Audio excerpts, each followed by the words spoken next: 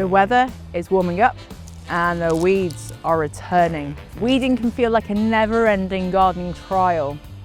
But what is a weed and how can we approach this task differently? The definition of a weed is a plant that is growing where it isn't wanted, which is quite harsh considering a lot of them are native plants and wildflowers that are beneficial to wildlife, such as nettles and dandelions. Nettles support a lot of invertebrates and are a great food source for moths and caterpillars. Dandelions are an excellent early pollen and nectar source for pollinators. However, weeds do like to pop up where they're not required. First thing to do is know your weed. So here I have an annual chickweed, and this is a perennial dead nettle. Annual weeds tend to flower and set seed in 1 year, and then a perennial weed will flower and set seed, but the roots will remain and the plant will return the following year.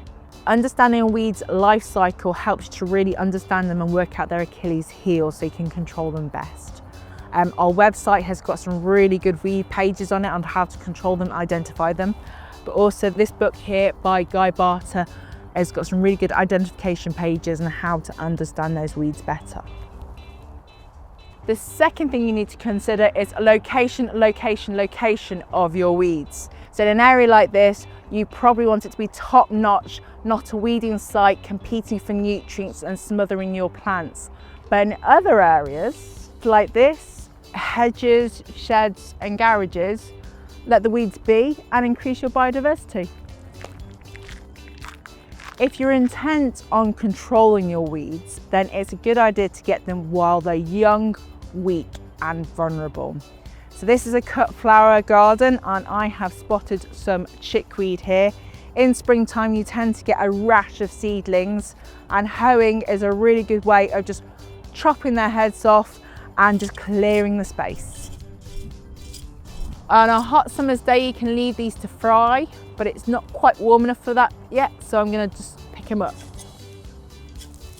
Perennials like this dandelion have a bigger root system, so need a different weapon of choice for getting as much of the roots out as you can. So I'm sliding down by the side of the tap root, which is a bit like a carrot under the ground. And the thing is to get it as deep as you can before you try and pull it out. Oh, not bad.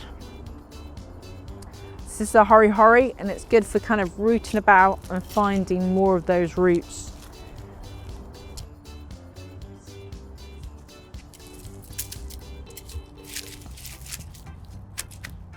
Our number one method of controlling weeds at Wisley is by mulching.